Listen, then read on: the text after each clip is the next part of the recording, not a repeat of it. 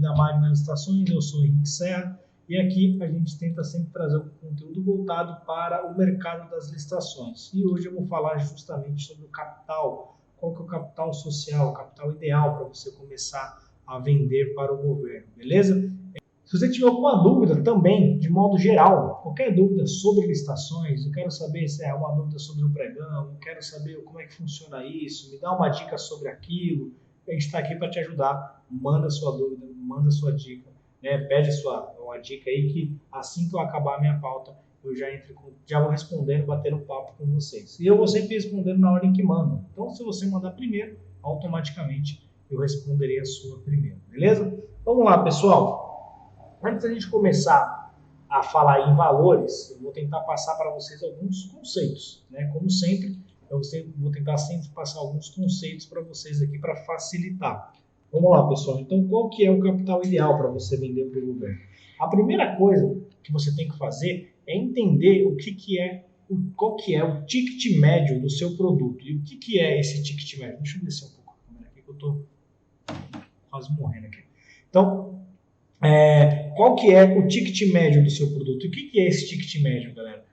Não é necessariamente o valor de uma unidade, é o valor do que se pede geralmente em média daquele produto. Nós demos os exemplos aqui nas lives anteriores da caneta, por exemplo, mas eu vou tentar dar outros exemplos. Você imagina que você vende para o governo queijo, né? Queijo.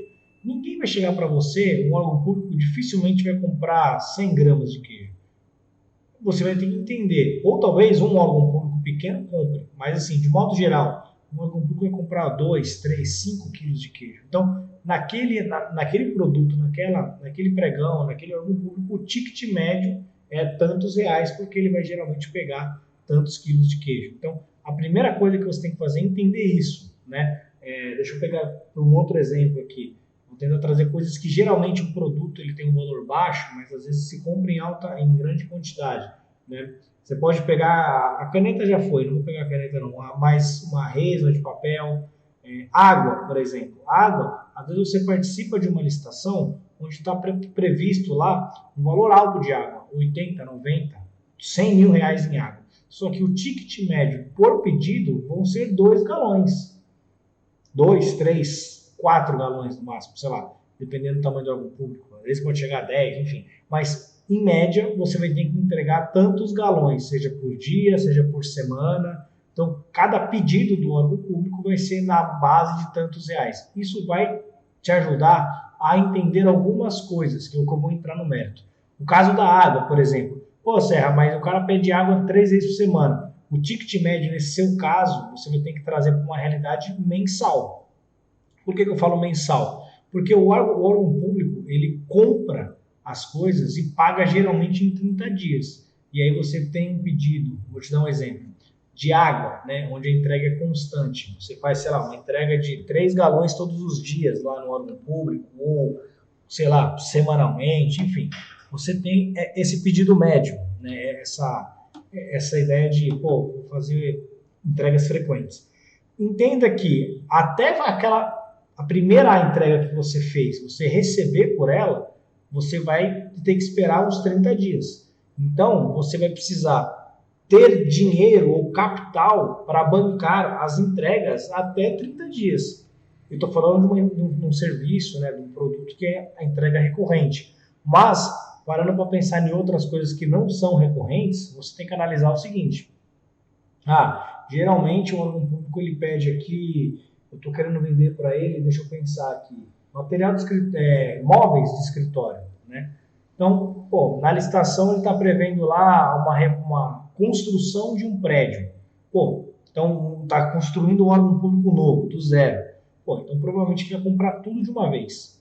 Entender isso, o ticket médio daquela licitação deve ser alto, porque ele não vai comprar picado. Se o objetivo da licitação é comprar todos os móveis ou todos os computadores para um órgão público que está sendo construído do zero, é bem provável que o primeiro pedido seja muito alto, porque é justamente para mobiliar esse órgão público, né? Esse órgão público que está sendo construído. Então, entender isso vai te ajudar a você não dar um passo maior que a perna e principalmente você conseguir ganhar várias licitações e por mais que ela fique acima de um valor que você tem em dinheiro, você consegue arcar com todos os custos, porque você fez um planejamento ali de que não, aquela licitação vai pedir mais ou menos pouco, aquela ali vai pedir um pouco mais, beleza? Então, qual que é o ticket médio? E aí, nesse caso, do seu produto de modo geral, para você ter uma boa base, né? Por exemplo, o carro, por exemplo. Por mais que o cara compre um carro, um veículo, esse um veículo ele é caro, né? Ele acaba sendo caro.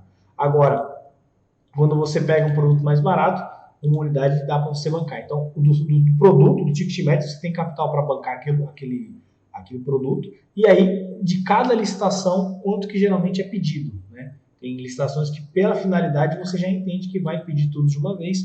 Tem licitação que, pela finalidade, você vai entender que pode ser pedido picado, beleza? Então, esse é o primeiro ponto que eu acho que vale a pena vocês se atentarem. Eu poderia me alongar com mais exemplos aqui, mas eu acho que é bom vocês entenderem isso. É diferente você vender um produto que geralmente tem R$100 de valor de ticket médio ou você vender um produto que tem 2, 3 mil reais. É diferente, né? Bem, eu acho que deu para entender o conceito. Se vocês não entenderem, coloca aqui. Eu ia dar mais exemplos, mas acho que vai ficar um pouco cansativo. Beleza? Então, esse é o primeiro ponto, o ticket médio.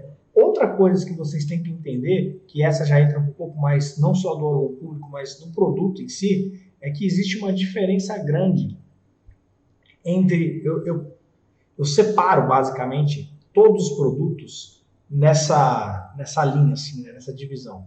Existe aquele produto. Tenta acompanhar comigo aqui. Eu vou tentar dividir aqui, ó. Tem o ponto A, o B, aqui o C e o D. São 4 lugares, 4 quadrantes aqui. Existe o quadrante onde o produto ele é caro. Caro que eu digo é um alto valor agregado. Um veículo é esse, né? Um exemplo fácil. Ele é caro e pede-se muito. Tem produtos que são caros e geralmente o órgão público pede muito, tá? Vamos tentar dar um exemplo aqui para vocês. EPI, geralmente. EPIs assim, para bombeiro, ou sei lá, capacete, bota, algumas coisas assim, tem alguns que são muito caros, e quando se pede, já se pede muito, porque é para trocar toda da frota, da guarnição inteira, né? Então, é um produto caro e pede-se muito. Esse é o primeiro quadrante, certo? E existe um outro quadrante, que é um produto caro também, só que ele geralmente é pedido pouco. Então, tem produtos que você vai ver que ele é bem caro, mas ninguém compra mais do que 3, né? 2, 3, né? Eu vou tentar sempre dar exemplos bem absurdos para vocês entenderem os extremos desses quadrantes, né? Mas, assim, tem coisas intermediárias que ficam entre um e outro. Vou comprar um helicóptero. Um órgão público vai comprar 1, 2 helicópteros. O cara não vai comprar 40, né? Então, assim, tem coisas... Estou dando exemplos bem absurdos, tá, galera? Para vocês entenderem o conceito. Tem coisas que são caras e que o órgão público geralmente pede pouco, tá bom? Então dá para você entender que tem coisas caras que pedem muito, caras que pedem pouco. Caros que eu digo, volto a dizer, valor agregado, beleza? Só que existe também o quadrante aqui de baixo, né? Que são os produtos baratos, que pede-se muito, e aí você pode entrar nesse segmento aqui, um hortifruti, né? A própria água que eu falei é bem barato. Um galão de água você vai pagar aí, sei lá, 6, 7 reais. Entre 5 e 10 reais. Aí, vamos dar um valor. Entre 5 e 10 reais. É relativamente barato. Todo mundo consegue comprar. Só que geralmente pede-se muito, porque a entrega é frequente. Você vai no órgão público, tem órgãos que recebe 300, 400, 1000 pessoas por dia, né? Você vai num órgão público que atende a população, tem muita demanda de gente lá e tem que ter um galão de água. Então, é um produto barato, mas pede-se muito. Em contrapartida, existe o barato que pede-se pouco, né? A gente teve um cliente dessa área recentemente não, bem no começo da Maia, que ele vendia componente eletrônico. E ele falava, o grande problema é que às vezes você ganha uma licitação que o valor é alto, no total, só que o cara precisa de 1, 2 componentezinhos, uma coisinha bem pequena, e não vale nem direito de entrega. A gente já chegou a receber aqui em São Paulo, nós somos de São Paulo, recebemos um pedido para entregar em Minas, no estado de Minas, um pedido acho que era R$9, né? Então ele falou, cara, se eu mandar um envelope vazio no correio daqui de São Paulo para Minas, dá mais de R$9. Então fica muito complicado trabalhar com esse produto nessa área. Então beleza.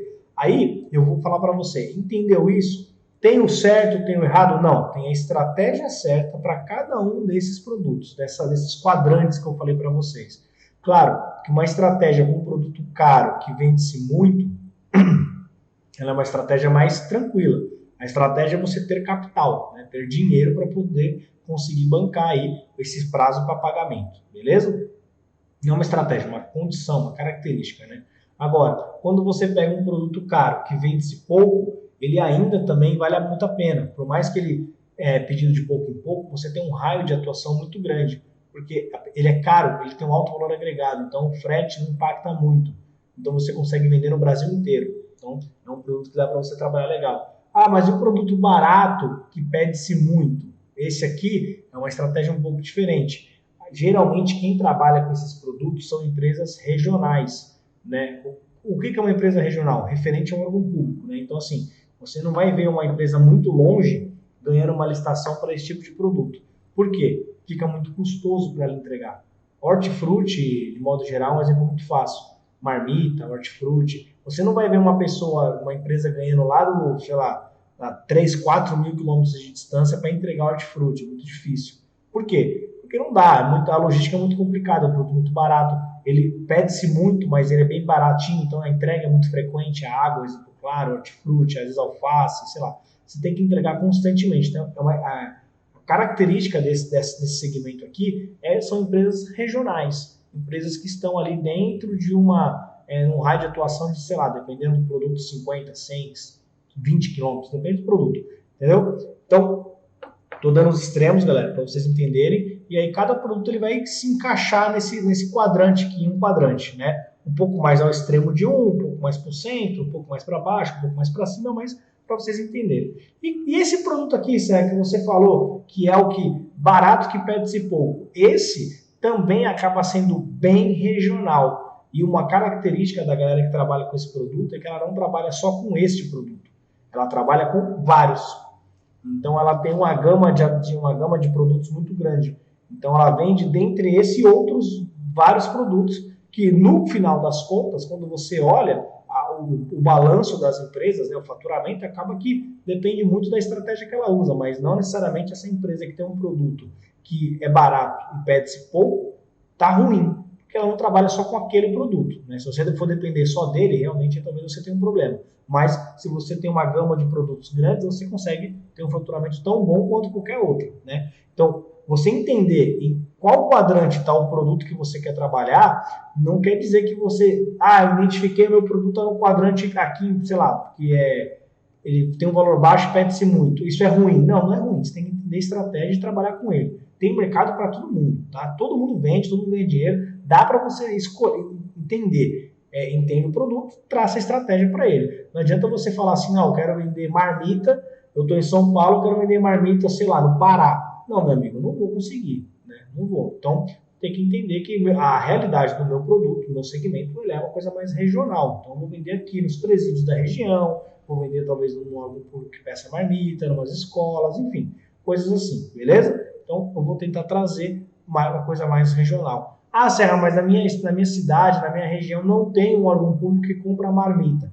Tenta ver outro produto, então. Né? Então, se ele não compra marmita, ele pode comprar o produto inacabado, né, digamos assim. Então, ele pode comprar só os gêneros alimentícios e ele mesmo faz. O quartel faz muito isso. O quartel ele não compra marmita, ele compra o produto, né, o alimento, e ele mesmo prepara. Então, você não precisa nem preparar, você vende o alimento. Então, entender um pouquinho disso para saber qual é a estratégia que você vai criar. Estou falando tudo isso que eu vou chegar no capital social ideal, tá, galera? Mas eu preciso balizar vocês nessas coisas. Eu vou chegar lá ainda, mas eu preciso tentar falar, não posso falar um valor X para vocês aqui, senão eu vou estar sendo, vai ser uma aula muito ruim, né? Muito rápida e ruim, de modo. Então, vou unir duas coisas, rápida e ruim. Então, dito isso, é você entender aonde vai estar o seu produto, beleza?